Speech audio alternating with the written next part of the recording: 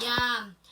You know, I had a live streaming today, but the internet is not really good, and the quality of the video is not really good. So I'm making this one again. So I'm doing this video again for you guys. Okay. So I'd like to say thank you first to all the people who have attended to my live streaming today. Salary ng kahapon, Inday Tina, thank you very much, and Ceci Messi. So I'll put their channel here, and if you have time, please visit their channel too, and if you like, please subscribe. Okay, thank you very much, and also to my family, Jerusalia Merlin, Jorix Merlin, and to my friend Gazalim Abasanta. So thank you very much. Oh, you are pambid already, so sorry. So thank you for supporting my channel, and thank you so much for giving me your time. And for those who have watched my video earlier, thank you so much, and thank you for liking the video. But since the quality of the video is not really good, so I'm doing this video again. So now the topic is it love, and how to make the right choices, and how to cope with singleness. So number one, is it love? So ask yourself, if you are in a relationship right now, is it love that you're feeling right now? Is it genuine? Do you think it's genuine love, or it's a fake love? So try to distinguish the feeling, if it's real or not. So, but how do we know? How do we know if the feeling is genuine or if it's fake? Well, first we have to discern fake love. We have to discern fake love from true love. Question is how? So now let's examine some differences of fake love and true love. Fake love, do you know how it goes? Do you know the other term for fake love? It's infatuation. So infatuation, we say infatuation, it's an intense feeling of affection. Wow, you are attracted to someone very much, but there's a but. So how do we know the difference between true love and infatuation?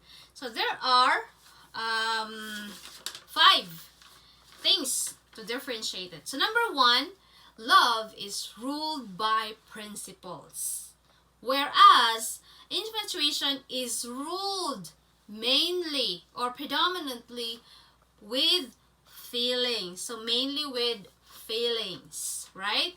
So there's this feeling, when you feel infatuation, you have this physical and emotional symptoms. Like physical symptoms, you're blushing when you see the person, you're sweating, you become clumsy, and then you feel awkward, verbal and physical awkwardness. And emotional symptoms is that you feel nervous, you will be nervous, and you can't sleep. Do you have that feeling? Well, I had that when I was during my university years. I had a crush on someone, and I had that feeling every time that guy passes, and oh, my eyes, like, I had this they called butterflies in your bellies. Well, you know what? Love sees reality. While infatuation, it's like you base mostly your story to the movies or drama that you see on TV. So it's not like that. So we should see the reality. And then number 2, love sees and examines. So love sees and examines. It examines the strength and weaknesses of your partner. And then you see the real view of your partner, and you are willing to work with your partner to fix your problem in the relationship. So you work together. So you see. But infatuation is blind. So blinded. Infatuation is blinded with feelings. You cannot see because you choose not to see it. You wish not to see it. That's why you're blinded with your emotion. Okay? So next, number 3. Love is mature. True love is mature. You know how to balance. You don't do things that will make your partner jealous or make your partner angry. So you know how to balance your emotion. Okay? So you're mature. But infatuation is childish. You only think of yourself. I want this one. I want it to be like this. You think only of yourself. You don't consider your partner. Okay? Number 4. If love is concerned more on the inner beauty of the person, right? So the inner beauty of the person, who the person really is, and not his external or outward appearance. Outward appearance, that's infatuation. You see only the outward appearance, and you don't wish to know the person deeper. Okay? And because you're obsessed with the person, and infatuation, sex dominates the relationship. Whereas in love, the person anticipates sexual intimacy within the within the bond of marriage. So you do that thing after marriage, right? So that is love, real love. You can wait for the right time, because love also, that goes to number 5, takes time. You have to put effort. You have to put effort for your relationship to grow, because both of you should grow together, not that only one is up and the other one is going down. So not like that. So each of you must help each other. So you have to fix each other's, weakness. Okay. And it says here that in love, with time, true love, with time, love grows. Whereas infatuation, with time, love fades. It will fade.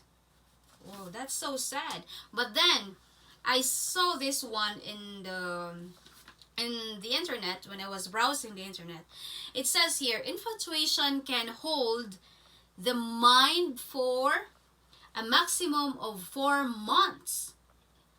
Wow. If it exceeds that point, so if it exceeds 4 months, then you are already in love, or that's already love. Wow. So you like the person,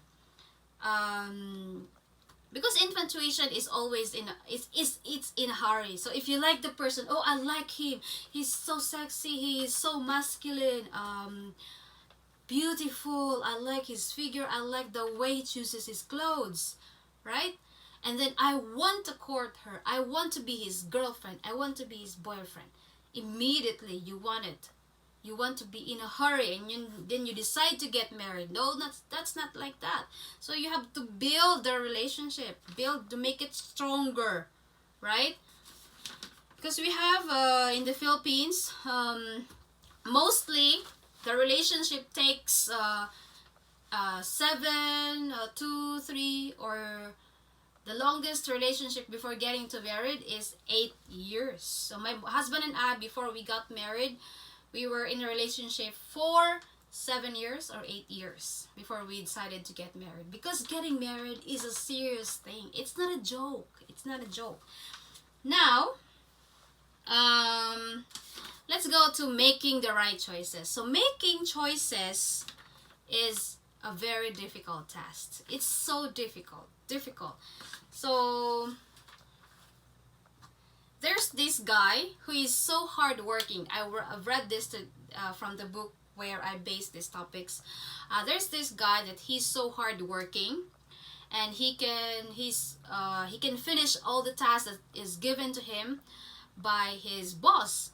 And so his boss, to give him a reward, his boss gave him an easier task. So that task is to select he was given like potatoes, and his job is to select the best potatoes. But when the boss came, at the end of the day, the boss came and checked. He was so confused because that guy who is so hardworking wasn't able to finish the job. Why do you think so? Because choosing the best potatoes is so hard, because if he cannot identify, he said, oh, I can't choose which is the best, right? So that is also in relationships. So making the right choices is so hard. So that is why if you are looking for a marriage partner, there are things you need to consider. So I'll tell you, first, number one is you have to consider your age gap. Because each step or each age period, like how can I say, middle age, senior age, and teenage stage, we have different needs. So our needs are different. So we have to consider that too. So for instance, if you're in your 20s, you like going out with friends, go parties, drinking. But if you're in your senior years, you love like probably going to like hiking or relaxing more. The different needs. But I'm not really against this one, because there are couples who are able to manage or able to work out even with their huge age gap. So it really it also depends. It depends with the couple. Next is number 2, culture. So you have to consider also the culture, because culture, you vary from your lifestyle and value system. So your lifestyle and value system is different. Especially, for example, I'm a Filipino. I get married with people from America or Japanese people. So we have different value system. So you have to consider that, and you have to know deeply their culture before deciding that this is the right guy for you. Okay, next is wealth. Of course, in any relationship, so marriage should not be built, should not only be built with love, but also we need some money to be able to survive, to give, to serve meals on our table, because without it, how can we survive, right? So we need wealth. But I'm not saying too much wealth, or you have to choose billionaire or rich guys. No. So just enough, sufficient to support your family. Okay, next, number 4 is health status. So of course, health is wealth. Without health, it is difficult to earn wealth, right? So if you're sick, if you're not healthy enough, then that would be a problem, right? So say for instance, there are many diseases. Some diseases are transmitted from partner to partner, and then worst thing is from parents to their children. So it's really, you have to consider health. And also this addiction, different kinds of addiction, from alcohol, cigarettes, and what else? Gaming. Gaming. There are a lot of people now, like especially the younger generation, they are more into online games. They're addicted to it. So it's harmful to our health also. So we shouldn't tolerate that addiction. We should tell our loved ones or our partner. Okay, next is ambition. Two of you must have ambition. For you to be successful in your married life, to be able to support, you have to have plan for your family, right? So because God wants us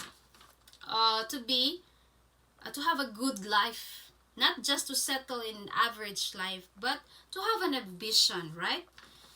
Next, personality. Yes, consider the personality. So this question is like, how does my lover or my partner's personality relate to mine? So do you always fight because you don't understand each other?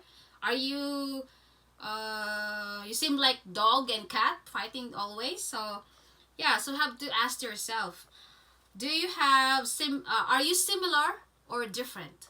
So please ask yourself, try to consider that. Or how much are you different? And is this difference welcome or tolerable or unbearable? Oh, can you bear your differences? Can you tolerate it? If not, then don't stay. It's unhealthy. Next, 7, family background. So family background checks. You have to check the family also. Probably this you have to check because you're not marrying only your partner. You're marrying the whole family. You will have his parents will be your in-laws, right? So you have to consider the family background. Check the family background. If you know what's their family like, right? Or you have to consider, do you like that your family, you will be connected with that kind of family?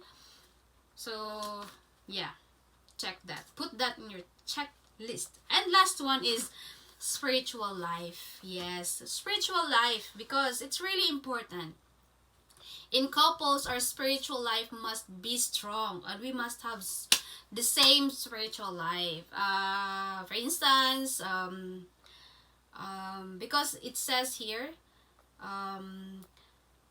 the couple or the family that prays together stays together. So we must put Christ or God in the center of our family, so that God will bless our family, and we will learn to follow God's teaching about family and parenting. Okay? Yes, we must have a strong spiritual life. And now, for our last topic, it's coping with singleness. Are you single now? Are you looking for someone? But then, you've been single for a long time. You know, people stay single for many different reasons, for various reasons.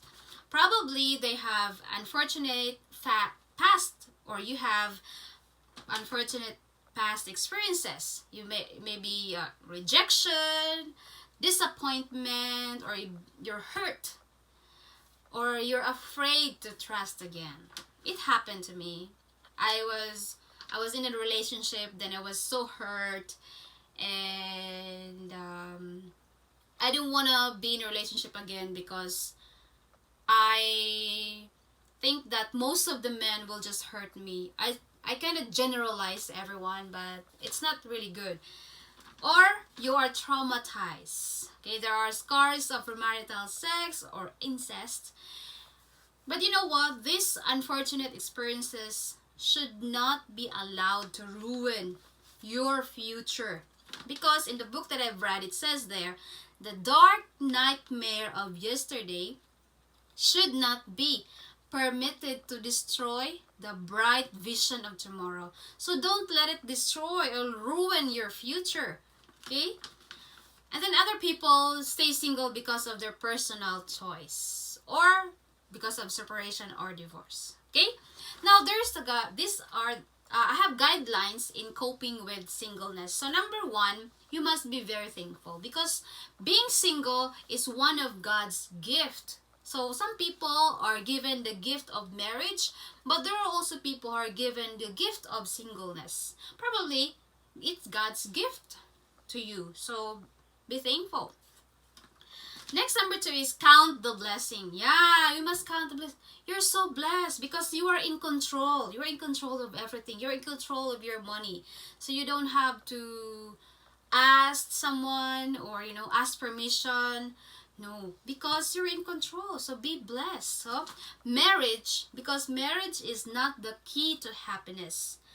Because, you're even more blessed because there are people who are married but they're trapped in that horrible marriage life or relationship. So we must be thankful.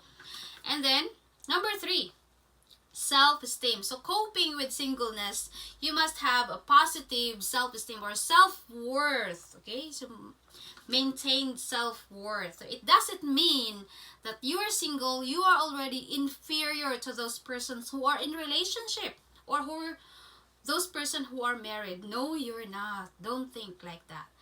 You are so precious. You are valuable to God's eyes. So please try to look at the mirror and tell yourself, I am precious, I am valuable, and I am valuable in God's eyes. Okay? Then number four, dependence. So we need someone we can rely on. Because, we have humans as we are. We have desire of companionship. We have desire for companionship. And that is universal. It's inevitable. It's within us. God had created that in us. So, we need social interaction. Social interaction, we need to socialize. Go outside, socialize, and make friends with everyone. Have reliable friends, valuable circle of friends. Okay, so to talk to, because it helps you boost your self-esteem. Okay, and number five, dependence. So you must be financially stable or be financially independent, because we must be first financially independent. We must not depend on others, because I can survive, I can provide all the things that I need. So be financially stable. Next, this is the most delicate point that I'm going to be talking to you. Last one would be sexuality. As human as we are, we have this flesh desire. So don't, how can I say?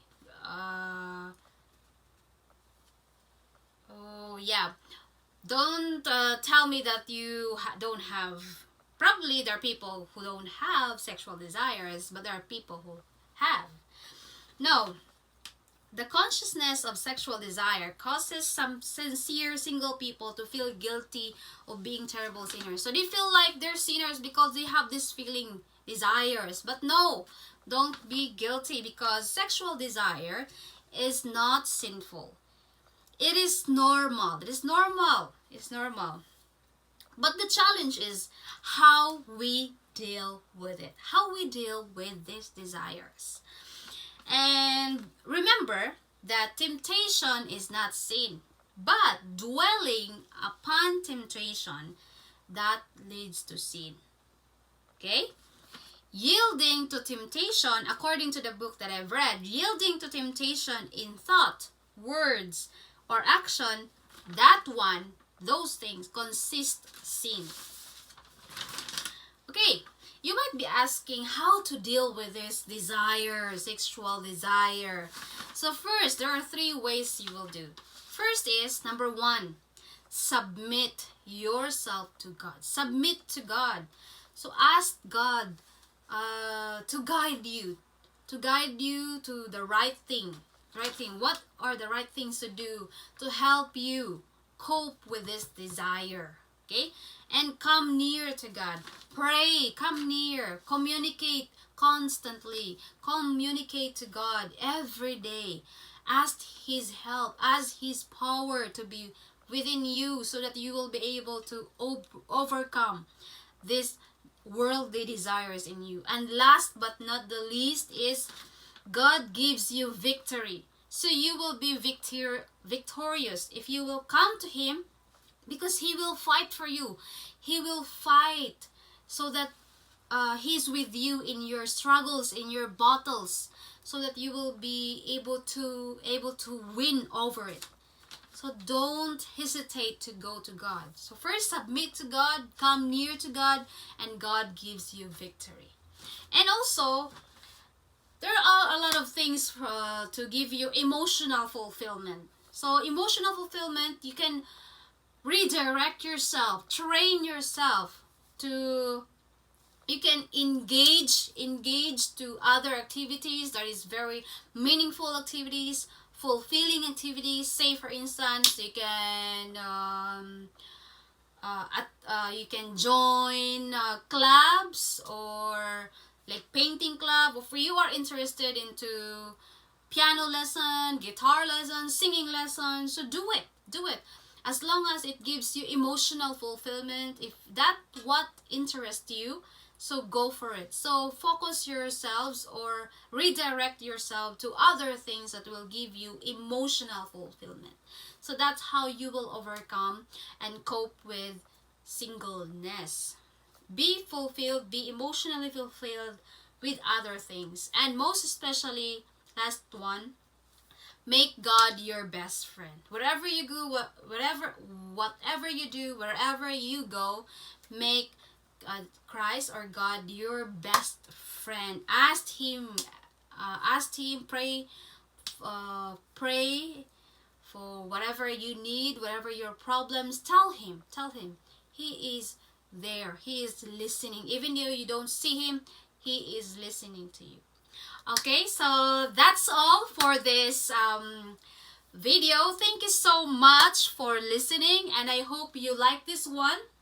If you have comments or questions, so please write down below in the comment section, and please don't forget to like, subscribe, and share our channel. Thank you so much, and God bless you. Bye bye.